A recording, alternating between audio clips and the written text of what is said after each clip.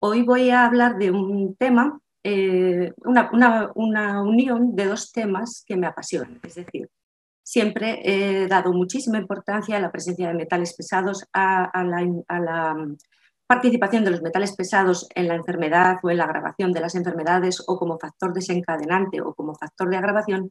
Y por otro lado, el trabajo con microbiota intestinal para mí es de absoluta importancia y es el centro y el que vincula todo.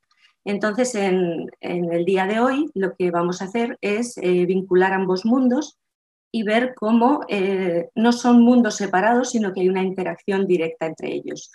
De hecho, siempre que uno enseña, aprende muchísimo y el hecho de meterme a profundizar en este campo para poderlo enseñar, pues ha hecho que me dé cuenta de la importancia de vincular estos dos mundos, de que probablemente vayamos encontrando explicación en parte por este tema, por la vinculación de metales pesados y microbiota, a algo que está aconteciendo, que tanto la doctora de la Puerta como yo comentamos en muchas ocasiones, que nos encontramos cada vez disbiosis más terribles, más difíciles de revertir y que tiene que haber factores en el momento actual que estén llevando a esta situación, ¿no?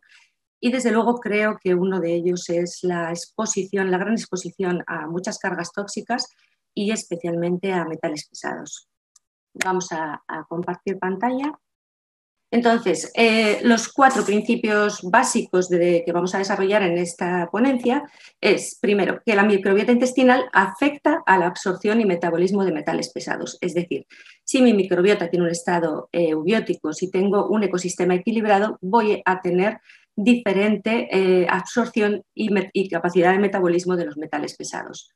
Por otro lado, los metales pesados alteran la composición de la microbiota intestinal y producen una disbiosis intestinal inducida por metales pesados. Como consecuencia, van a alterar los perfiles metabólicos de microbiota intestinal.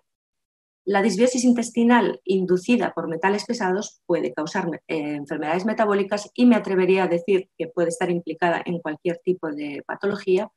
Y por otro lado, que los probióticos pueden ser una buena estrategia para proteger la microbiota intestinal de la exposición a metales pesados, ya que pueden cambiar la expresión de proteínas transportadoras de metales y mantener la función tan importante de barrera intestinal.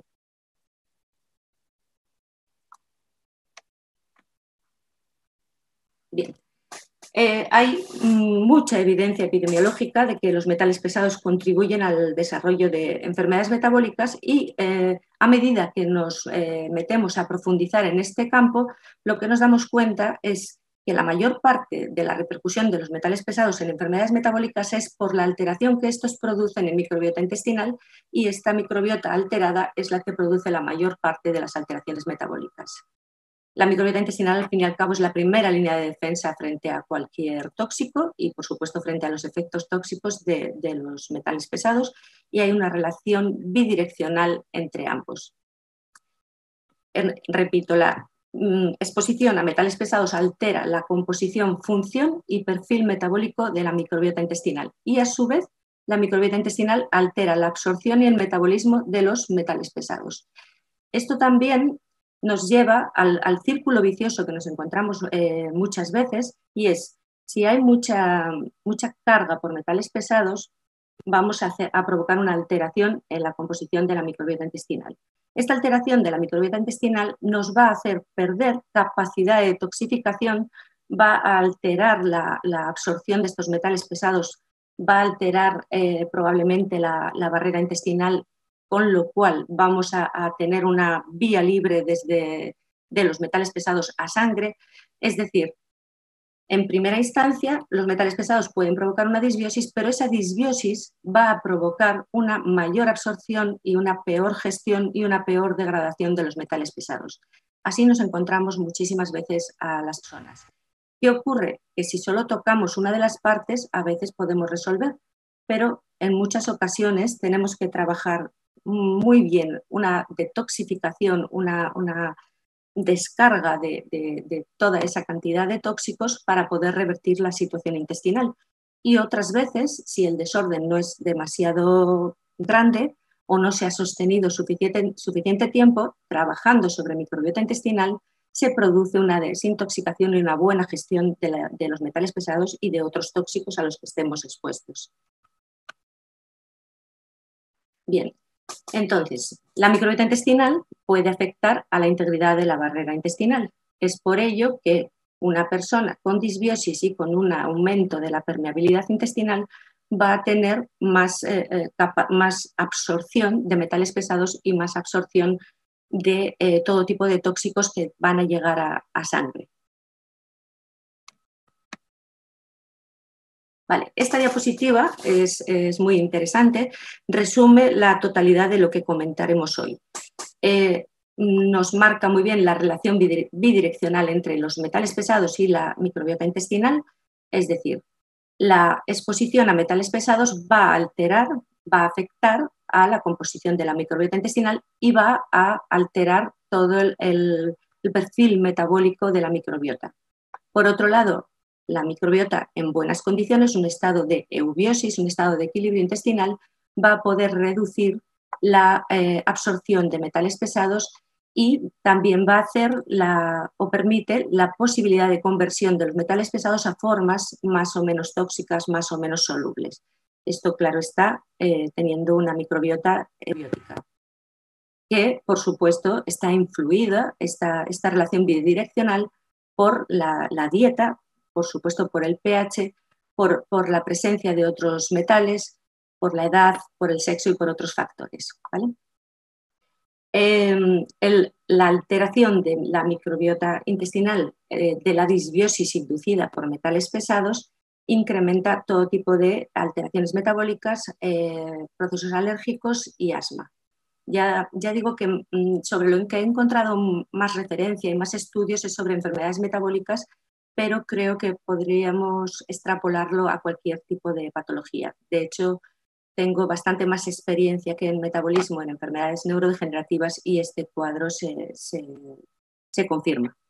Bien, aquí tenemos la posible estrategia de intervenir con probióticos que pueden hacer que podemos promover a través de la administración de probióticos la excreción vía heces de metales pesados y podemos producir enzimas de detoxificación de estos metales. Por otro lado, esto a nivel de los metales pesados. A efectos de microbiota intestinal, pues evidentemente el buen uso de los probióticos va a modificar la estructura y la función de la microbiota, va a promover la producción de ácidos grasos de cadena corta y va a cuidar la integridad, va a mantener la integridad de barrera del intestino. Bien, en los últimos, cada vez escuchamos más, ¿no?, hablar de metales pesados, ya que los efectos tóxicos de los metales pesados cobran interés en los últimos 50 años cuando estamos expuestos de una manera encima acumulativa, cada vez más hay más exposición, pero encima es acumulable. El problema de los metales pesados es que no son biodegradables y entonces persisten en el medio ambiente durante muchísimo tiempo. Ahí depende qué metal pesado puede tener una vida media de 25 años, con lo cual ya no es la exposición actual, sino toda la exposición acumulada. Los más importantes respecto a la salud, aunque es difícil decir esto porque todos son relevantes, son el mercurio, el plomo, el cadmio, el arsénico, el níquel y el zinc. Arsénico y aluminio no son metales pesados, no tienen el peso atómico que los catalogaría, pero se incluyen por su repercusión respecto a la salud. Sería más correcto decir metales tóxicos que metales pesados y así incluimos a arsénico y aluminio, que tienen una relevancia desde el punto de vista toxicológico muy alta. Especialmente para mí, esto ya es por propia experiencia, el mercurio, yo trabajo haciendo mucho mineralograma y entonces, pues bueno, mi experiencia me dice que el mercurio está presente en todas las enfermedades crónicas degenerativas, en enfermedades graves, en todas aquellas que afectan al sistema nervioso y tenemos una altísima exposición. Estamos expuestos por todas las vías, desde la inhalación, la ingestión, dependiendo de la forma química del mercurio, que lo podemos tener de una manera metálica, inorgánica o el metilmercurio, que es el más tóxico, que este es el que viene en los pescados, en los mariscos, es el que tomamos por ingestión. También tenemos una exposición muy alta a mercurio con las amalgamas dentales.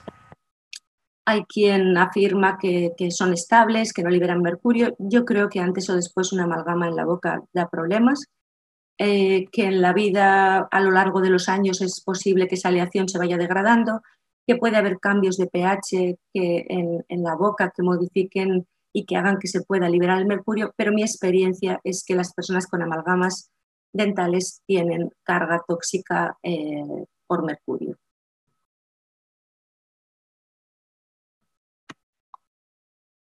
Me podéis perdonar, pero hoy no funciona esto. Vale, en síntesis, ¿por qué le doy tanta importancia al mercurio y a su toxicidad? Primero, es citotóxico, modifica el ADN. Es neurotóxico, cosa que ya os digo, encontramos en todos los pacientes con patología neurodegenerativa, en todos los niños con autismo hay presencia de mercurio. Provoca déficits inmunitarios, enfermedades autoinmunes, esto es muy común, lo he encontrado con mucha frecuencia en las tiroiditis, alteración endocrina. Los metales pesados afectan especialmente a las glándulas. Las glándulas tienen muchos receptores y los metales pesados se unen por enlaces covalentes a esos receptores, con lo cual las glándulas en realidad son tejido que secuestra mucha cantidad de metales pesados.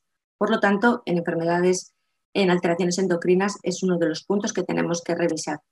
Es tóxico para el sistema reproductor, es tóxico intrauterino, atraviesa la barrera placentaria, es tóxico para el sistema cardiovascular y es tóxico para músculos y especialmente para terminaciones nerviosas del músculo.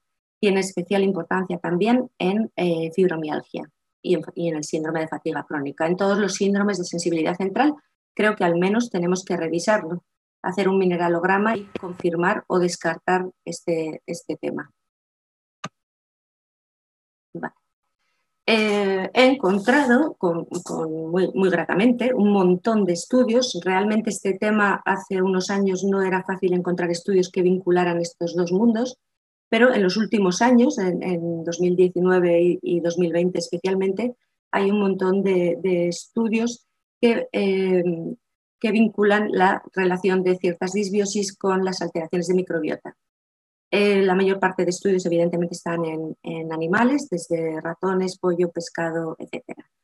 Esta gran cantidad de estudios lo que han hecho es confirmar las complejas interacciones entre microbiota y metales pesados, cómo la exposición a metales pesados modifica microbiota y cómo la microbiota afecta, cómo esté la microbiota afecta a la biotransformación de los metales pesados y por tanto a sus efectos tóxicos. Nos tiene que quedar muy claro que alguien con una microbiota alterada, con una disbiosis intestinal, tiene muchísima más absorción de metales pesados, tiene mucha menos capacidad de degradación de xenobióticos y por tanto está mucho más expuesto. Por eso, en muchos casos nos encontramos que personas que están expuestas a la misma situación, pues unos desarrollan enfermedades y otros no. Ahí interviene, por supuesto, la capacidad de detoxificación y especialmente la detoxificación hepática, pero el estado de la microbiota para mí es probablemente el factor más relevante. Las disbiosis inducidas por metales pesados pueden afectar a funciones metabólicas y fisiológicas y contribuyen de esta manera o pueden contribuir al desarrollo o la progresión de las enfermedades en el hospedador. Por ejemplo, sabemos que el cadmio induce disbiosis intestinal que agrava la lesión hepática, ya que aumenta la permeabilidad intestinal, con lo cual el primero que paga el pato cuando hay un aumento de permeabilidad intestinal es el hígado. Una de las estrategias interesantes para disminuir la carga tóxica por metales pesados y para aumentar la capacidad de degradación de estos tóxicos es el uso de probióticos. Lactobacillus especialmente tiene una capacidad muy interesante de unirse a metales pesados y por tanto puede ser muy útil en la desintoxicación y en la bioremediación. La bioremediación es el recuperar un medio a través de microorganismos. De hecho, la tierra, cuando queremos limpiar una tierra, un campo que tiene mucha carga por metales pesados, el mecanismo más interesante y el más efectivo es hacerlo a través de microorganismos. Con lo cual, bueno, pues esto es simplemente aplicarlo a nuestros microorganismos. Ya os digo que probióticos en general, pero especialmente he visto bastantes estudios sobre el lactobacillus. Vale. Entonces, la microbiota es crucial para limitar la absorción y difusión de los metales pesados. Por ejemplo, la vida media biológica del mercurio en humanos es diferente a la de los roedores y parece que en los estudios lo que se demuestra es que eso depende de las diferentes microbiotas entre las diferentes especies. El papel de la microbiota intestinal en la absorción de metales pesados, pues como se hace en ratones, ponemos ratones libres de gérmenes, tratados con antibióticos y se observa cómo pierden, en cuanto se pierde la microbiota intestinal, la capacidad de detoxificación, por ejemplo, del mercurio, pero con el cadmio, con el plomo, con todos ellos tenemos estudios. Vale. Bien, la microbiota intestinal puede bioacumular o unir metales pesados o transformarlos a través de diversas reacciones enzimáticas para facilitar su excreción o hacer formas menos tóxicas. Esto es muy importante porque nos encontramos que muchas veces cuando empezamos a hacer un trabajo sobre microbiota intestinal, si nos ponemos a hacer mineralogramas de heces, encontramos grandes cantidades de metales pesados. Y uno se pregunta que dónde estaban, pues probablemente estaban secuestrados en la propia microbiota.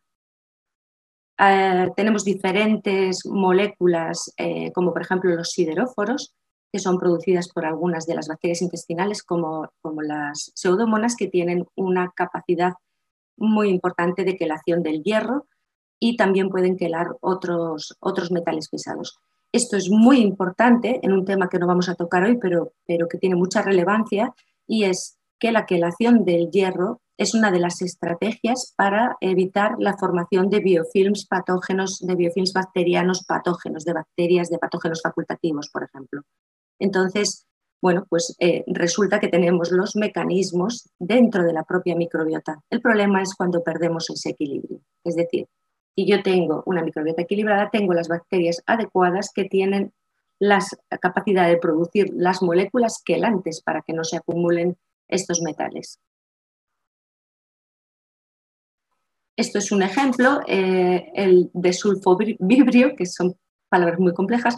Esta bacteria degrada la mucina y aumenta la capacidad de absorción de metales pesados. Por eso, si vemos personas con una cantidad más alta de esta bacteria, van a tener un riesgo mayor de toxicidad por metales pesados. Este es otro campo muy interesante. El oxalato es la principal fuente de energía de los Oxalobacter formigens, que es una bacteria comensal del intestino humano. Bueno, pues esta bacteria es capaz de unir iones de plomo para formar oxalato de plomo, que es insoluble, y así se reduce su absorción. Es decir, en este caso, la presencia de esta bacteria es favorable para poder excretar el plomo. Si se carece de esta bacteria, se pueden formar litiasis renales. De hecho, hay algún estudio todavía abierto en la posible estrategia de aportar esta bacteria para evitar la formación de litiasis renales. La verdad que me he encontrado una cantidad de documentación apasionante. Las bacterias reductoras de sulfato también tienen gran relevancia en evitar la carga tóxica, en degradar los tóxicos. In vitro, lo que se encuentra es que la microbiota intestinal metaboliza principalmente los metales pesados por metilación, pero hay todo tipo de reacciones químicas y todo tipo de recursos bioquímicos dentro de la microbiota intestinal para poder eliminar metales pesados. Tenemos que entender que la microbiota es un órgano, pero es un órgano que tiene una capacidad de movimiento que ningún otro órgano tiene, de manera que dependiendo de las circunstancias se puede adaptar, hace crecer determinados grupos. Si hay mucha carga tóxica, puede hacer crecer determinados grupos de bacterias o puede reducir otras, de manera que tenemos una posibilidad impresionante teniendo una buena microbiota intestinal y tenemos unos recursos increíbles.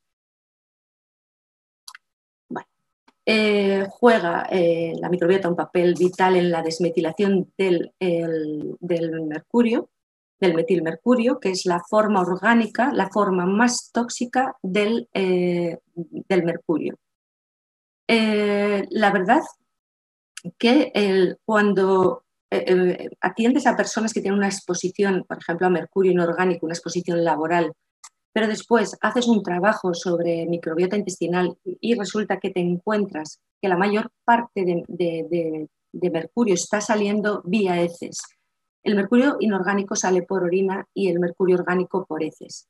Entonces, ¿cómo es que si yo me estoy intoxicando con mercurio inorgánico, en lugar de eliminarlo por orina, lo estoy eliminando por heces? Pues gracias a que microbiota intestinal puede metilar, puede desmetilar y tiene los recursos para hacer todo tipo de reconversiones para lograr lo mejor dadas las circunstancias en ese individuo.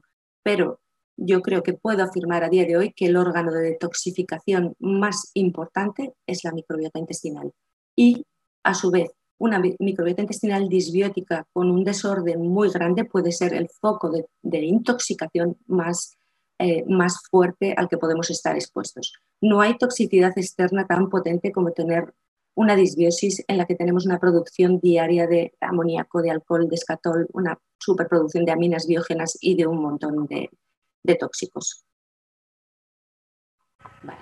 También lo hace a través de reacciones de redox, de oxidorreducción.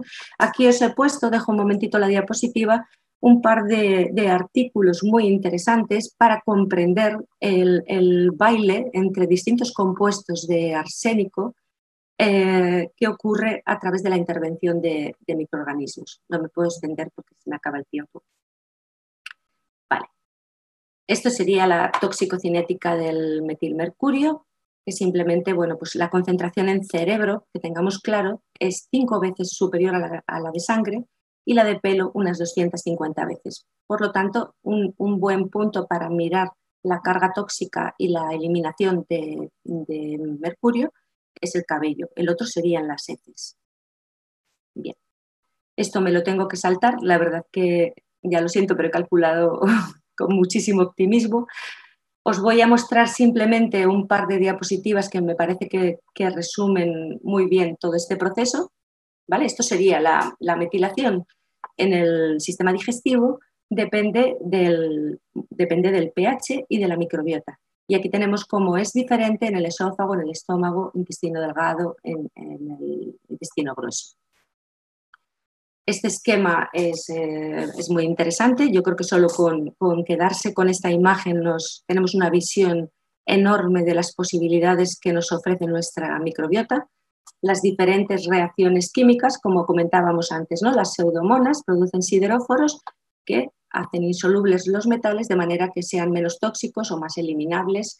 Las bacterias reductoras de sulfato, los alobacter, lactobacilos. Bueno, pues aquí tenemos todas las bacterias y su posible intervención frente a la exposición a metales pesados. Esta gráfica también representa la cantidad de información y la cantidad de estudios que hay ya detrás de toda esta situación. Respecto a los efectos que producen los metales pesados sobre la microbiota intestinal, hemos hablado de los efectos de microbiota intestinal sobre los metales pesados y ahora estamos viendo los efectos que tienen estos metales pesados sobre microbiota intestinal. Y una vez más, esto es, creo que, una recogida y una exposición de qué ocurre cuando hay una alta exposición a arsénico en la microbiota intestinal, los diferentes cambios que hay en los grupos bacterianos al cadmio, plomo y mercurio. Yo me quedo con estos 4 dentro de la afectación de la microbiota intestinal por la exposición a metales pesados. El mercurio, como veis, se relaciona como una de las causas posibles del autismo. Vale, y esto simplemente es una síntesis de cada uno de ellos, de cómo el arsénico afecta la composición de la microbiota. En general, lo que nos hacen es perder bacterias de homeostasis y fomentar el crecimiento de patógenos o permitir el crecimiento de, no de patógenos facultativos, no de esas bacterias que hacen parte de nuestra microbiota autóctona, sino que estaremos con una carga tóxica por metales pesados, tenemos más posibilidad de que la exposición a un agente infeccioso externo pueda replicarse o pueda reproducirse mucho más. Además, una cosa relevante aquí sería que la exposición a arsénico puede activar la transferencia horizontal de genes y aumentar la presencia de genes de resistencia a los antibióticos. Fijaros, estamos hablando que a veces la resistencia a los antibióticos se puede haber desarrollado por la exposición a arsénico. Vale, esto sería con el cadmio. Simplemente una cosa interesante es que las bacterias gram negativas son más sensibles, las gram positivas son más sensibles al cadmio que las gram negativas, con lo cual esto nos perjudica seriamente para el mantenimiento de la homeostasis intestinal. Y por otro lado, que los lactobacilos, como hemos comentado antes, son menos sensibles, ya que de hecho son una de las estrategias que podemos utilizar para sacar el cadmio del cuerpo, mientras que bifidobacterias son más sensibles a la exposición al cadmio. Bien, esto sería el plomo. Con el plomo ocurre una cosa que en los estudios lo plantean como que no se entiende, pero en principio hay estudios que demuestran que el plomo hace que perdamos diversidad y cantidad de microbiota, y otros estudios muestran que aumenta cuantitativamente el número de microorganismos. ¿Pero qué ocurre? Pues que el plomo fomenta el crecimiento de bacterias nuevas que no hacían parte de la microbiota intestinal, le da viabilidad a otras bacterias, con lo cual puede que cuantitativamente tengamos bacterias, pero nos va a provocar el crecimiento de bacterias que no interesan. También hace perder cantidad de bacterias que están cuantitativamente en un alto número, con lo cual se descompensa todas las proporciones relativas de todas las especies. Por encima de todo, el efecto inmunosupresor del plomo es muy superior, o sea, directamente es muy superior al efecto sobre microbiota intestinal, con lo cual vamos a tener un efecto indirecto sobre microbiota por la inmunosupresión que provoca la exposición al plomo. Bien, nada, sin más. Así, el mercurio, cuando se hace una exposición en peces a metilmercurio, pues después se comprueba cómo determinados grupos taxonómicos crecen. Los patógenos aumentan considerablemente y se demuestra una vez más los efectos inmunosupresores del metilmercurio. En general, los metales pesados provocan una disbiosis intestinal importante y además tienen un efecto sobre el sistema inmunitario muy importante. En unos casos puede ser una inmunosupresión y en otros casos la activación de enfermedades autoinmunes. Por otro lado, y aquí ya no lo he desarrollado porque es un tema muy extenso, tenemos que tener en cuenta que la microbiota intestinal produce metabolitos como los ácidos grasos de cadena corta, produce vitaminas, otros cofactores a partir de la digestión de polisacáridos, convierte los ácidos biliares primarios en secundarios y también es responsable de la producción de otros metabolitos nocivos como el cresol o el indol a través de la fermentación de aminoácidos. ¿Qué quiere decir esto? Que esa alteración, que esa disbiosis inducida por la exposición a metales pesados va a tener una repercusión en los perfiles metabólicos de la microbiota intestinal y puede, por ejemplo, un metal nefrotóxico es también el mercurio. Imaginaros que el mercurio, además de ser tóxico para el tejido renal, produce un aumento de metabolitos como el cresol y el indol, que son toxinas urémicas que dañan a su vez el riñón. La buena noticia es que tenemos recursos, que si bajamos la exposición a estos metales pesados y damos la vuelta a microbiota para que no produzca tanta toxina urémica, tenemos recursos para mejorar incluso una enfermedad renal crónica.